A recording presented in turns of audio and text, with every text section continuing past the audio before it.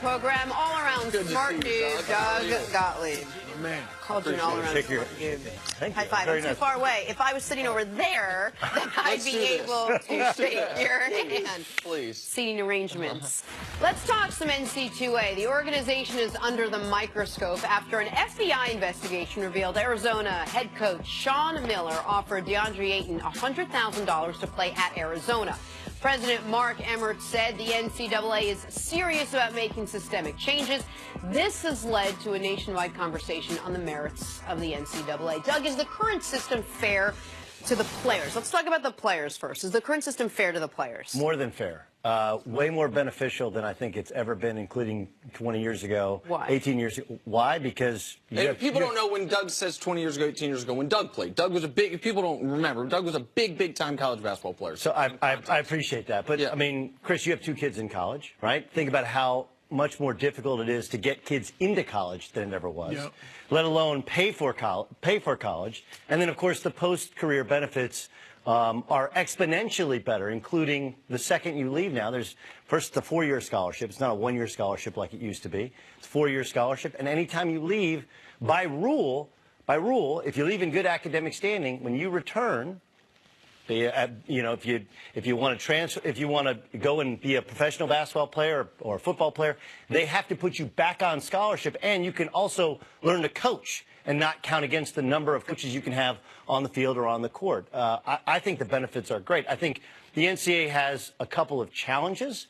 One, and the biggest one, is they can never control the narrative. Right? This is about cheating. This is about rules and coaches allegedly or agents allegedly violating those rules.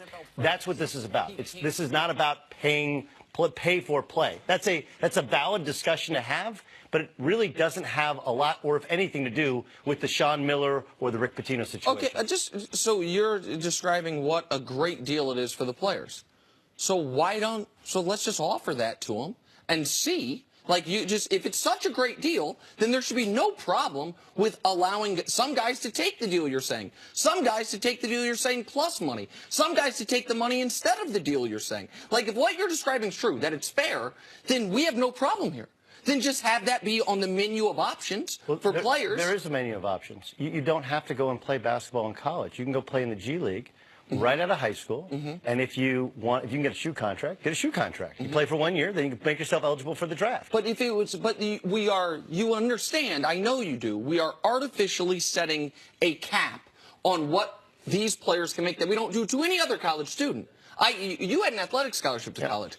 I had an academic scholarship to college. I still got paid doing radio while I was in college. At no point did I lose my eligibility to go to broadcasting classes. At no point did all of a sudden they say, Nick, you can no longer participate in the student radio station. I had a good friend named Scott Spinelli.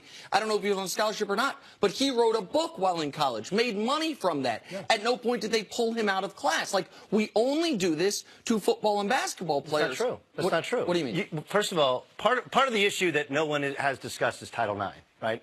I can't compensate you, because if I do, I have to compensate all of the other athletes, the water polo players, the women's basketball. You can allow Nike to compensate them. I understand that, okay? But then if you allow Nike to compensate them, all of a sudden, now they become, every benefit they have becomes taxable.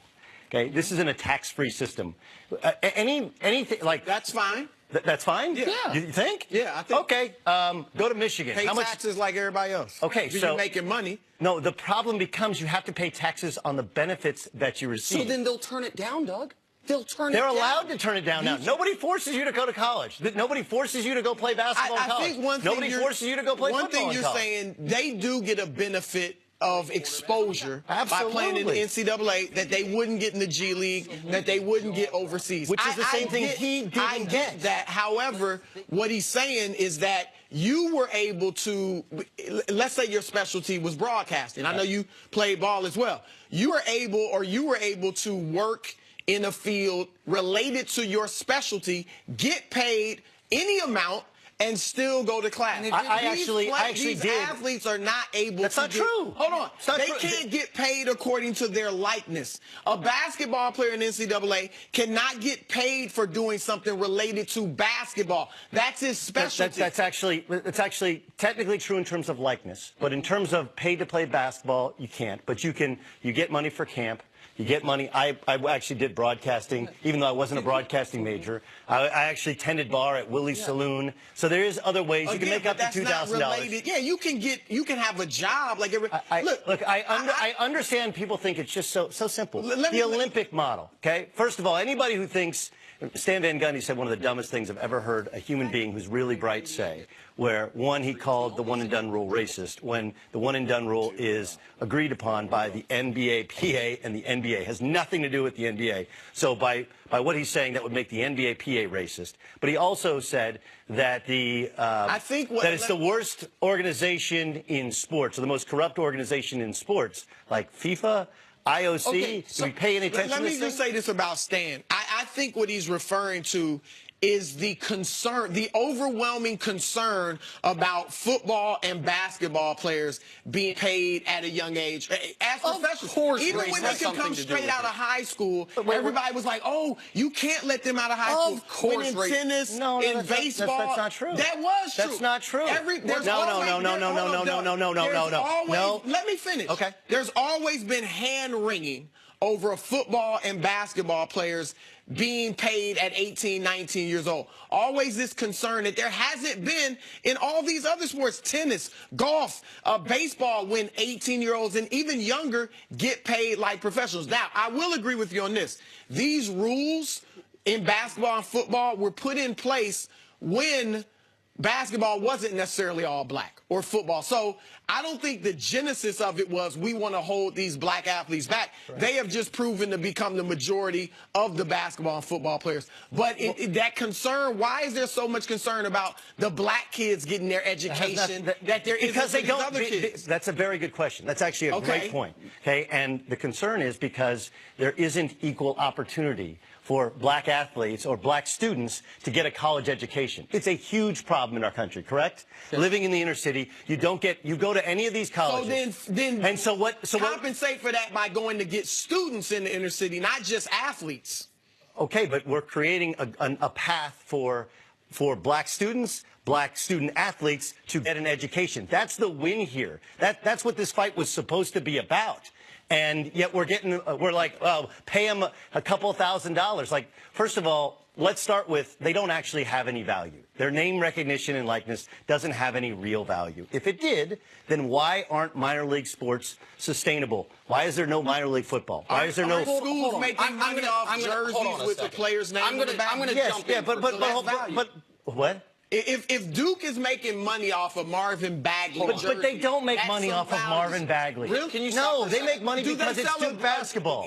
Could they sell a jersey that had Marvin Bagley's name on the back, and it's the best-selling jersey? I'm just throwing it out. Maybe. So that's making money off of it. If I may. Stop for a second, because Doug keeps saying things aren't true. So I'm going to say some things that are true. Okay. Because I'm not going to have this debate exclusively on your terms, because it's an absurdity. Here are some things that are definitely true. The scholarship model was deemed fair before there was $1 of television money. Yep. That is a fact. The scholarship model was deemed fair before the highest paid basketball coaches in the world were college basketball coaches. The scholarship model was deemed fair before we had strength and conditioning coaches making hundreds of thousands of dollars across multiple sports.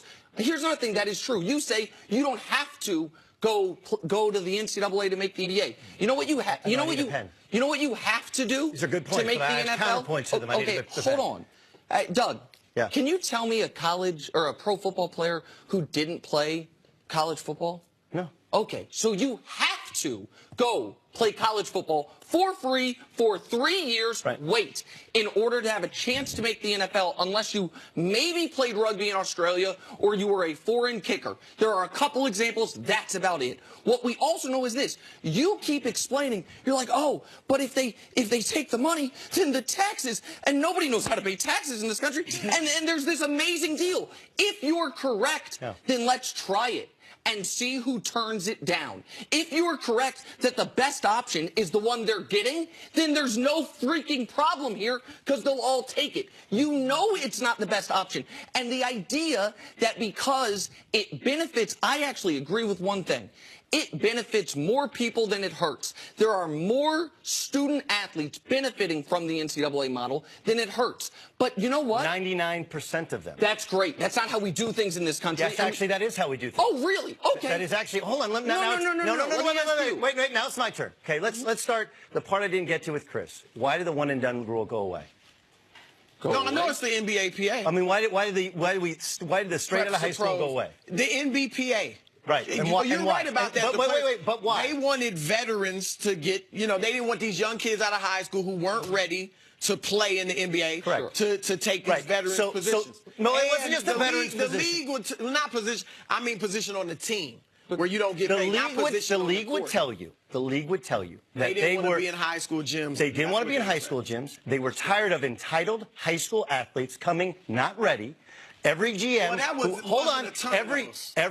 most of the great majority, the minority was LeBron and Kobe. Hold on.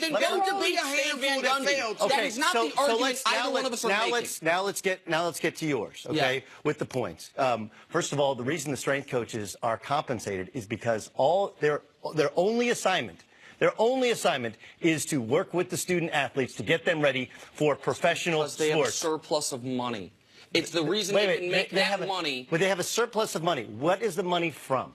Okay? The money for basketball. Basketball doesn't make a bunch of money for a university. It would make a lot more money if the coach didn't make $8 million a year, Doug.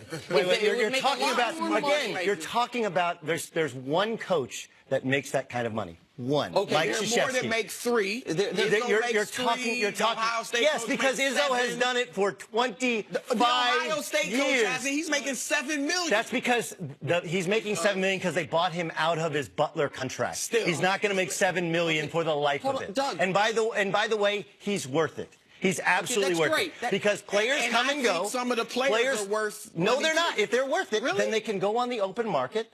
And why not make the open market college? Because that's not what college is. There you go. That's not what college is. Hold on. What do you mean this is no longer what it is? You said basketball. Yes, it is. If it was amateur basketball, the coaches wouldn't get paid the millions they are. They wouldn't have the billions of TV dollars. It's all consider what you consider amateur athletics. Okay, if you want to consider this a job, that's great. Okay, it's a job you don't pay taxes on. It's a job to which you can only work 20 hours a week. It's a job to which you get all the medical benefits and yet you don't pay any taxes on it. So then it's a job to which, even though you're not actually qualified for it, you can get it, and then they can't fire you. You can't be fired as a college athlete. I'm just curious. Then what? Then why are you arguing against it? They would just take your deal. You keep proposing. Everybody does take your deal. Because no one goes to the G League. Doug. Why don't they go to the G League? Explain to me. Because of the tradition that we're all used to. Which is the only reason people watch. Which is the only reason people watch college basketball. The only reason is the bracket tradition. Is the bracket and the logo. I'm gonna. You said the way we do things in this country. Yes. It is patently false.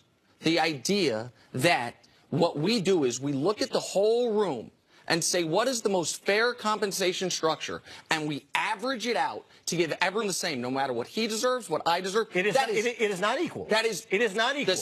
It is absolutely positively not equal. What the water polo player gets and what the college basketball and college football player get is not equal. They don't get equal promotion. They don't get equal travel. Okay, so it's not. What I said was 99% of the kids benefit greatly from it. The other 1% are going to benefit post-college whenever they want to leave. The football player, the basketball player. And that is the exact same as the regular student. Whatever you achieve in college, you get rewarded in your profession. Therein lies the parallel. The regular student can go out and work while they're still in college. Right. Tell me the regular student who kills it professionally while being in college. You have the option. Guys. That's all we're saying. We have to break it there, but that's all I have to say about that. I'm exhausted already from trying to make my point. Doug, stick around. Coming up, could the Rockets be the best team in the NBA? That's going to be just as contentious as this. Trust me. That's next on First Things First. The idea.